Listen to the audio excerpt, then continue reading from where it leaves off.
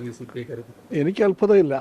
BJP എന്ന് പറയുന്ന party എന്താണെന്ന് അറിയുന്നവർക്കെല്ലാം അറിയാം. ഇതെല്ലാം ആ പാർട്ടിക്കകത്ത് നടക്കും. ഇവിടെ മാത്രമല്ല, ഇന്ത്യയിലാകെ നോക്കിയാൽ കാണാം BJPയുടെ പല സംസ്ഥാനങ്ങളിലും പല ഉന്നത സ്ഥാനങ്ങളിൽ ഇരിക്കുന്നവരെല്ലാം ഇതുപോലെയുള്ള കോർപ്പറേറ്റ് തമ്പുരാക്കന്മാരാണ്. BJP അവരുടെ പാർട്ടിയാണ്. അവർക്ക് വേണ്ടി പ്രവർത്തിക്കുന്ന പാർട്ടി, അവർക്ക് വേണ്ടി വാദിക്കുന്ന പാർട്ടി അവരുടെ പാർട്ടി. ആ പാർട്ടിക്ക് പറ്റിയ ആളെ അവർ സംസ്ഥാന പ്രസിഡൻ്റാക്കി എന്ന് ഞാൻ പറയുന്നുള്ളൂ. രാജീവിനെ എനിക്കറിയാം. ഞങ്ങൾ ഒരുമിച്ചുണ്ടായിരുന്ന പാർലമെൻറ്റിൽ വ്യക്തിപരമായി നല്ല സുഹൃത്താണ് അദ്ദേഹം. വ്യക്തിബന്ധങ്ങളിലൊക്കെ അമാന്യത പാലിക്കുന്ന ആളാണ്. പക്ഷേ അദ്ദേഹത്തിൻ്റെ ബിസിനസ് പ്രാവീണ്യം, സാമ്പത്തിക രംഗത്തുള്ള അദ്ദേഹത്തിൻ്റെ സാമർഥ്യങ്ങൾ, അതെല്ലാം എത്രമാത്രം BJP രാഷ്ട്രീയത്തിൻ്റെ കേരളത്തിലെ യാഥാർത്ഥ്യങ്ങൾ വിലപ്പോക്കുമെന്ന് എനിക്കറിയില്ല. അത്രമാത്രം BJP അഗാധമായ കുഴപ്പത്തിലാണ് കേരളത്തിൽ. അത് സംഘടനാപരമായ കുഴപ്പമാണ്. ആശയ പ്രതിസന്ധിയുടെ ആ പാർട്ടിക്കകത്ത് കുഴൽപ്പണത്തിൻ്റെ വരവും പോക്കുമുണ്ട്.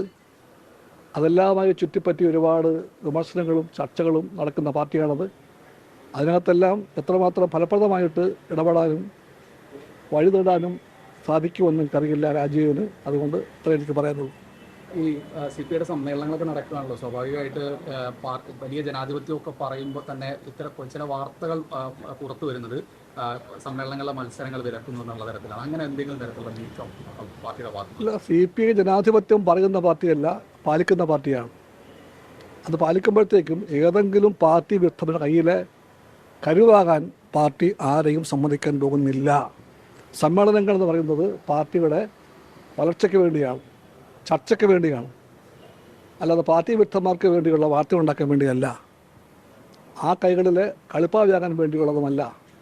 അത് ഉറപ്പാക്കാൻ വേണ്ടിയുള്ള നിർദ്ദേശങ്ങൾ പാർട്ടി കൊടുത്തിട്ടുണ്ട്. അതാണ് പാർട്ടിയുടെ നിലപാട്. ഈ മത്സരിക്കരുത്, അതിനൊരു സബ് കമ്മിറ്റി, അതൊക്കെ മുൻപ് കണ്ടിട്ടില്ലാത്ത തരത്തിൽ പാർട്ടിക്കകത്തുള്ള ഐക്യത്തിൻ്റെ താല്പര്യങ്ങൾക്ക് വേണ്ടിയുള്ള നിർദ്ദേശങ്ങൾ പാർട്ടി കൊടുത്തിട്ടുണ്ട്.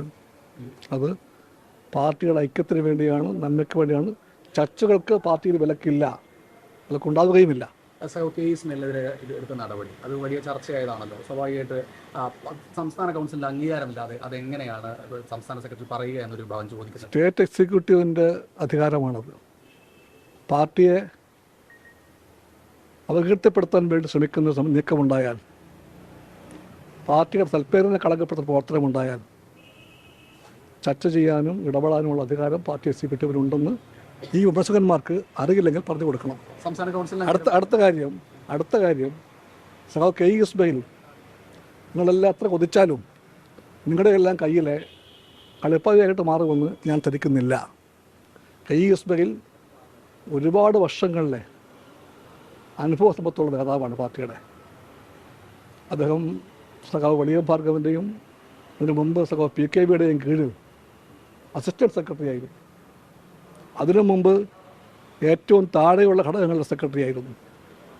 പടിപടിയായി അദ്ദേഹം താലൂക്ക് സെക്രട്ടറിയായി, ജില്ലാ സെക്രട്ടറിയായി, സംസ്ഥാന അസിസ്റ്റൻറ്റ് സെക്രട്ടറിയായി, ദേശീയ എക്സിക്യൂട്ടീവ് കമ്മിറ്റി അംഗമായി. ഇത്രയും ഏറെ അനുഭവ സമ്പത്തുള്ള ഒരു കമ്മ്യൂണിസ്റ്റ് നേതാവിന് നിങ്ങളെപ്പോലെയുള്ള ആരുടെയെങ്കിലും കയ്യിൽ കളിപ്പാവിയാകാൻ പറ്റില്ല എന്നാണ് എൻ്റെ ബോധ്യം.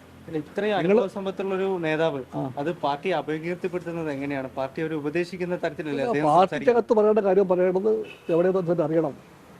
അകത്ത് പറയേണ്ടത് പാർട്ടിക്കകത്താണ്. പാർട്ടിക്കുള്ളിൽ പറയാൻ എല്ലാ അവകാശവുമുണ്ട്.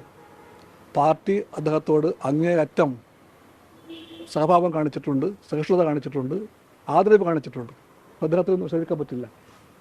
ആ സഖാവിന് ഇനിയും എന്തെങ്കിലും പറയാനുണ്ടെങ്കിൽ പാർട്ടിക്കകത്ത് പറയാം. പാർട്ടിക്കകത്ത് പറയേണ്ടതെല്ലാം പുറത്തു പറയുന്ന ഒരു ശീലം കമ്മ്യൂണിസ്റ്റ് ശീലമല്ല എന്ന് സഖാവ് KEക്ക് അറിയാം. അദ്ദേഹം പഠിപ്പിച്ച പാഠമാണത്. അദ്ദേഹം തന്നെ പഠിപ്പിച്ച പാഠങ്ങളെ അദ്ദേഹം മനസ്സിലാക്കി പെരുമാറുമ്പോൾ ഒരു പ്രശ്നവുമില്ല.